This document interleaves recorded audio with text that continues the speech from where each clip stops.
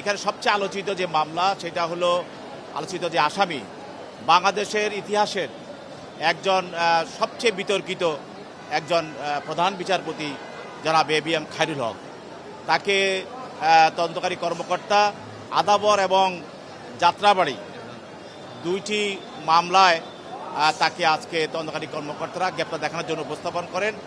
একটি মামলায় সে এজাহার নামীয়, আরেকটি মামলায় তার সে সন্দেহভাজন হিসাবে তাকে গ্রেপ্তার দেখানোর জন্য প্রার্থনা করা হয়।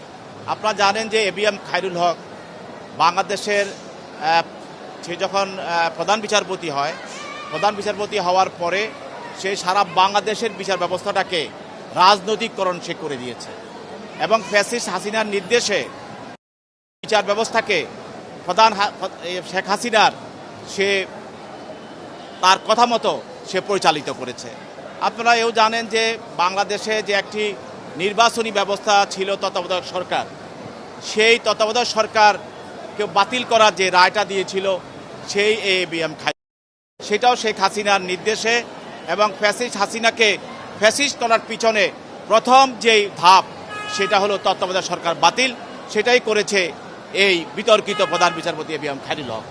এবং বাংলাদেশে গত 17 বছর যে আন্দোলন সংগ্রাম হয়েছে মানুষের ভোট অধিকারের জন্য, মানুষের মানবাধিকারের জন্য, মানুষের মৌলিক অধিকারের জন্য এবং দেশের স্বাধীনতা সার্বভৌমত্ব রক্ষা করার জন্য যত আন্দোলন সংগ্রাম হয়েছে এবং সর্বোপরি যে লাস্টে যে বৈষম্য ছাত্র আন্দোলন হয়েছে, সব কিছু আন্দোলনের মূলে ছিল এই তত্ত্বাবধায়ক সরকার বাতিলকরণ।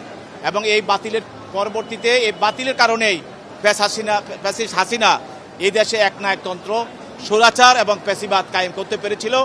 তার জন্য আমরা দাবি করছি এই 17 বছর যে হত্যা, যে গুম খুন এবং বৈষম্য ছাত্র আন্দোলনের সময় যে আন্দোলনের সময় যারা নিহত হয়েছে, যারা আহত হয়েছে, তাদেরকে হত্যা করা হয়েছে, এর মূলের যে বিষয়টা ছিল তত্ত্বাবধায়ক সরকার বাতিল করা।